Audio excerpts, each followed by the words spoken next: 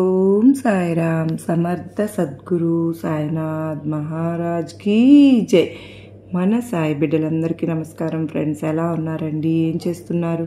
అందరూ బాగున్నారు కదా? మన సాయినాథుని దయ వలన అందరూ బాగుండాలని మనస్ఫూర్తిగా బాబా వారిని కోరుకుంటూ ఆ సాయినాథుని కృపా కరుణ కటాక్షం మనందరిపైన నిండుగా మెండుగా ఉండాలి అని మనస్ఫూర్తిగా బాబా వారిని వేడుకుంటూ ఈరోజు సాయినాథుడు అందించే సందేశం ఏంటి అంటే కనుక, బిడ్డ, అపాయం పొంచి ఉంది. నీ వెనుక నీ శత్రువు తిరుగుతూ ఉన్నాడు. అతని వయసు 38 నుంచి 42 సంవత్సరాల మధ్య వయసు ఉన్న వ్యక్తి. అతని పేరు కూడా చెప్తాను, జాగ్రత్తగా తెలుసుకో తల్లి అని చెప్పి ఏదో తెలియని సందేశంతో ఈరోజు సాయినాథుడు మన ముందుకు వచ్చారు ఫ్రెండ్స్. మరి ఆ సందేశం ఏంటో, మనం అందులో ఉండే ఆంతర్యం ఏంటో గ్రహించాలి అంటే వీడియోని చివరి వరకు చూస్తే మాత్రమే అర్థమవుతుంది. కనుక వీడియోని ఎక్కడ కూడా స్కిప్ చేయకుండా చివరి వరకు చూడండి. వీడియోలోకి వెళ్లే ముందు మొదటిసారిగా మన సాయిబాబా సన్నిధి ఛానల్లోకి వస్తే కనుక మన ఛానల్ సబ్స్క్రైబ్ చేసుకుని ఈ వీడియో మీకు నచ్చినట్టయితే చిన్న లైక్ ఇచ్చి సపోర్ట్ చేయడం మాత్రం మర్చిపోద్దండి. మరికొంతమంది సాయి బిడ్డలకు రీచ్ అవుతుంది. దానికంటే ముందు చాలామంది చెప్పుకోలేనటువంటి సమస్యలతో సతమతమైపోతూ ఉన్నారు. అటువంటి వారు సాయినాథుని ఆశీస్సులతో ఈ సందేశాలు కనెక్ట్ అవ్వడం వల్ల ఎంతోమంది వారి జీవితంలో ఇప్పటి వరకు ఎన్నో చోట్ల ఎవరెవరో ఏమి చెప్తే అది చేశాము, మాకు ఆశించిన మార్పులు అనేది మా జీవితంలో జరగలేదని చెప్పి బాధపడిపోతూ ఉన్న సమయంలో ఈ సమస్యలు మేము నుంచి బయటపడగలమా అనుకున్నాము. కానీ బాబావారు సందేశాల రూపంలో మాకు ఎన్ని సమస్యలు ఉన్నా శత్రువులు ఉన్నా బాబావారు మాకు తగిన పూజలు పరిష్కారాల మార్గాన్ని చూపిస్తూ మమ్మల్ని ముందుకు తీసుకువెళ్లారు. 100కు 100% జరిగి తీరింది అన్న నమ్మకంతో కనుక మీరు ఇప్పుడైనా సరే కనెక్ట్ అయినా సరే మీకున్నటువంటి అనేక రకాలైనటువంటి సమస్యలు బాబా వారి సందేశాల వల్ల మీకు చక్కగా బయటపడి దాని నుంచి మీరు జీవితంలో ముందడుగులు వేయగలుగుతాము అని చెప్పి ఎంతోమంది నాకు చెప్తూ ఉన్నారు ఫ్రెండ్స్. మీరు ఆ సమస్యల నుంచి బయటపడి మీరు కూడా ఆనందంగా జీవితంలో ముందడుగు వేయండి. ఇక సాయినాథుని సందేశం విషయానికి వస్తే కనుక, బిడ్డ, నీకు ఎన్నో అపాయాలు పొంచి ఉన్నాయి. ఈ అపాయాల నుంచి నువ్వు తప్పించుకోవాలి అంటే మొదట నేను చెప్పినట్లుగా చేయాలమ్మా. నీ చుట్టుపక్కలే ఉంటూ నీకు మంచిగా ఉన్నట్లుగా నటిస్తూ వెన్నంటే ఉంటూ నీకు మంచి చెప్తూ నీ కింద గోతులు నీకు తెలియకుండానే తవ్వి ఆ గోతిలో నిన్ను పడవేయాలి, నిన్ను తొక్కేయాలి అని చెప్పి 1000 కళ్ళతో ఎదురు చూస్తూ ఉన్న శత్రువు మధ్య నువ్వు జీవిస్తూ ఉన్నావు తల్లి. ప్రతి మనిషికి కూడా ఎవరో ఒకరు శత్రువు వెంటాడి వేధిస్తూనే ఉంటారు. కానీ నీ ఇంట ఉన్న శత్రువుని నువ్వు పట్టుకోలేకపోతున్నావు బిడ్డ. ఇంటి దొంగని ఈశ్వరుడు కూడా పట్టుకోలేడు అని చెప్పి అంటూ ఉంటారు కదా, అది నీ విషయంలో రుజువైందమ్మా. ఎందుకో తెలుసా, నువ్వు ఈ యొక్క ఇంటి దొంగని పట్టుకుని మంచి వ్యక్తి అని చెప్పి అనుకుంటూ ఉన్నావు. మంచి చెడు అతనికి చెప్తూ ఉన్నావు. నీకు వచ్చిన నష్టాన్ని కష్టాన్ని సుఖాన్ని అన్నింటినీ కూడా అతనితో నువ్వు పాలు పంచుకుంటూ వస్తూ ఉన్నావు. నీకు మంచి జరిగినా చెడు జరిగినా వెంటనే నీకు అతని పేరు అనేది గుర్తుకు వస్తుంది. అతనితో వెంటనే వెళ్ళి జరిగినవన్నీ కూడా పూసగుచ్చినట్లు చెప్తూ ఉన్నావు. కానీ అతను మాత్రం నీలా ఆలోచించటం లేదు తల్లి. నీకు మంచి జరగాలి అని చెప్పి చూడడం లేదమ్మా. ఎప్పుడు నీకు అపాయం జరుగుతుందా, అది ఎంత తొందరగా వస్తుందా, ఎప్పుడు నిన్ను నాశనం చేయాలా, ఎప్పుడు నువ్వు ఏడుస్తూ కూర్చుంటావా అని చెప్పి 1000 కళ్ళతో ఎదురు చూస్తూ ఉన్నారు. నీ వెనుకే ఉంటూ నోటితో మాట్లాడుతూ నొసటతో విక్కిరిస్తూ ఉన్నారు. నీ యొక్క పర్సనల్స్ అన్నీ కూడా తెలుసుకుంటూ నీ గురించి బయట వారికి మరోలాగా సృష్టించి చెబుతూ ఉన్నారు. వారి దగ్గర వీరి దగ్గర నీ గురించి మాట్లాడి నలుగురిలో నీకు విలువ లేకుండా చేస్తూ ఉన్నారు. తల్లి, ఎప్పుడూ కూడా చాలా చాలా బాధతో అడుగుతూ ఉంటావు కదూ, బాబా, కష్టాలు నేను తట్టుకోలేకపోతున్నాను, ఏ సమస్యలు నన్ను వెంటాడుతున్నాయో కానీ, ఏ జన్మలో ఏమి పాపం చేశానో కానీ ఈ జన్మలో అనుభవించాల్సిన దానికంటే ఎక్కువ కష్టాలే అనుభవిస్తూ ఉన్నాను. నాకు ఊహ తెలిసిన దగ్గర నుండి కూడా ఎన్నో కష్టాలు, ఎన్నో బాధలు, ఎన్నో సమస్యలు నన్ను పట్టి పీడిస్తూ వస్తూ ఉన్నాయి. అయినప్పటికీ కూడాను అన్నింటికీ కూడా తట్టుకుని ఒక్కొక్కటి కూడా జయించుకుంటూ ఈ రోజున ఈ స్థితిలో నిలబడ్డాను అంటే మీ దయే కదా బాబా. నువ్వు ఇప్పటికైనా నాపై కరుణ చూపించి నా యొక్క బాధలు, కష్టాలు, కన్నీరు అన్నింటినీ కూడా తీసివేసి నన్ను సంతోషంగా ఉంచండి బాబా, బాబా అని చెప్పి వేడుకుంటూ ఉన్నావు. బిడ్డ, నీ యొక్క తండ్రి ఎప్పుడు కోరుకునేది ఏంటి అంటే కనుక తన బిడ్డ సంతోషంగా ఉంటే, తన బిడ్డ ఆనందంగా ఉండడం, తన బిడ్డ నవ్వుతూ తన యొక్క జీవితంలో ముందడుగు వేయడం, తన బిడ్డ ఆరోగ్యంగా ఉండడం, ఇదే కదా ఏ తండ్రి అయినా కూడా కోరుకునేది. నేను కూడా నీ పట్ల అదే కోరుకుంటూ ఉన్నాను. కానీ ఈ మధ్య కొన్ని సమస్యలు అనేవి నిన్ను పట్టి పీడిస్తూ ఉన్నాయి. నీ యొక్క ఎదుగుదలను చూసి ఓర్వలేకపోతూ ఉన్నారు. నీకు మంచి జరుగుతుంది అని చెప్పి వారు తట్టుకోలేకపోతున్నారు. వీరి యొక్క దృష్టి అనేది నీ మీద చాలా ఎక్కువగా పడుతూ ఉంది. వీరి దృష్టి పడడం వల్లనే ఎన్నో రకాలైనటువంటి అనారోగ్య సమస్యలు పట్టి పీడిస్తూ ఉన్నాయి. బిడ్డ, ఇప్పటికైనా నువ్వు తెలుసుకోవాల్సింది ఏంటి అంటే కనుక నీ వెనుక ఉన్న ఆ వ్యక్తిని నువ్వు గ్రహించి తీరాలమ్మా. ఆ వ్యక్తిని నువ్వు గ్రహించి అతను నిన్ను ఎందుకు ఇలా చేస్తూ ఉన్నాడో, అతని యొక్క పగ ఏంటో, నీ మీద ఎందుకు అంత కక్ష కట్టారో, ఆడవారైనా సరే కానీ మగవారైనా సరే కానీ ఎవరైనా కానీ పర్వాలేదు, కానీ నీ మీద ఎందుకు ఇంత చూడలేనటువంటి అసూయ అనేది ఏర్పడిందో ఇదంతా కూడా నువ్వు పూర్తిగా నీకు అనవసరం. నువ్వు కేవలం ఒకే ఒక్క విషయం తెలుసుకో. అతని వయసు కానీ ఆవిడ వయసు కానీ 38 నుంచి 42 సంవత్సరాల మధ్య ఉంటుంది. అయితే వారు అవసరమైనప్పుడు నీ వద్దకు వస్తూ ఉన్నారు. నీతో మంచి చెడు అనేది చెప్పుకుంటూ ఉన్నారు. నీ ముందు మంచిగానే ఉంటున్నారు. నీకు ఎక్కడా కూడా వారి మీద అనుమానం అనేది కలగనీయకుండా ప్రవర్తిస్తూ ఉన్నారు.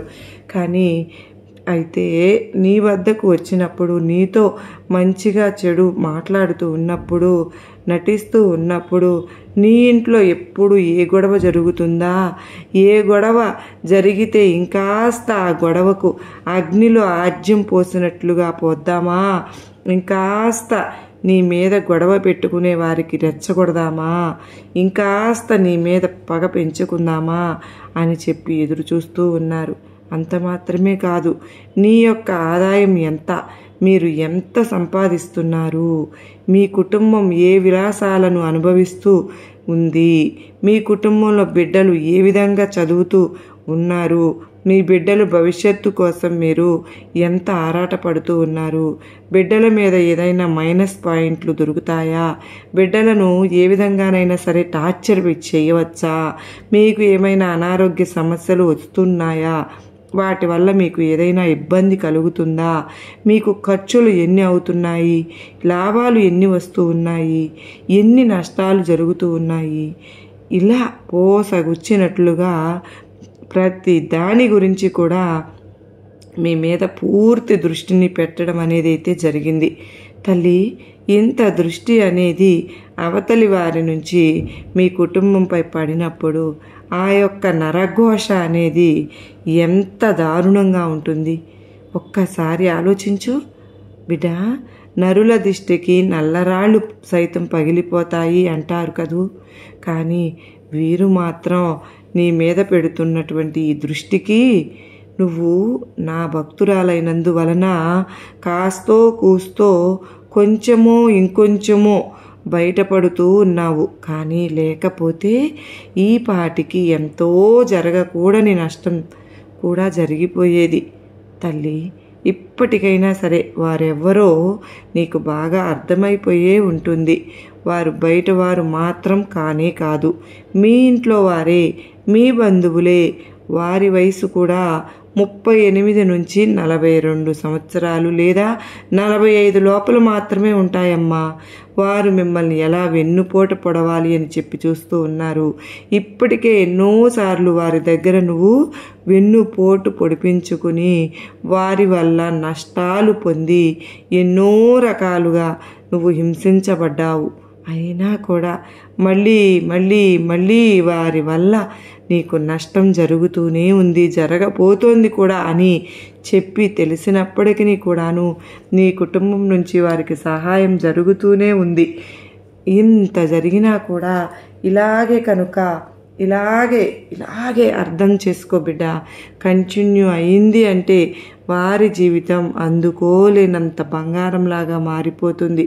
నీ జీవితం పట్టుకోలేనంత దౌర్భాగ్యపు స్థితిలోకి వెళ్ళిపోతుంది. కనుకనే వారిని నువ్వు ఎంతవరకు ఉంచాలో అంతవరకే ఉంచు, ఎంతవరకు మాట్లాడాలో అంతవరకే మాట్లాడు.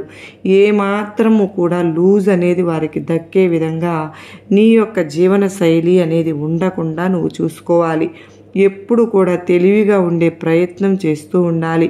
నీ కుటుంబంలో వారికి సహాయపడే వారిని మార్చే ప్రయత్నం చేయాలి.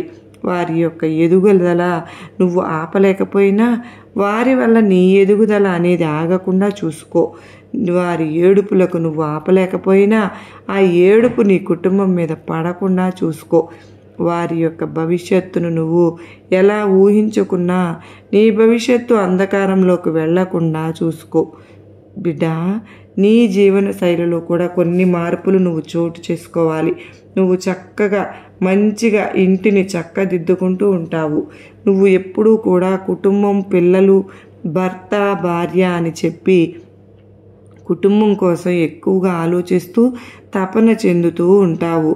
ఎంతగానో ఆరాటపడిపోతూ ఉంటావు. కానీ వారి యొక్క దృష్టి దోషం ఉన్నంతకాలం ఏవో ఒక అపాయాలు, ఏవో ఒకటి ఎటో ఒకటి నుంచి నీకు వస్తూనే ఉంటాయి. నిన్ను మనశ్శాంతి లేకుండా చేస్తూనే ఉంటాయి.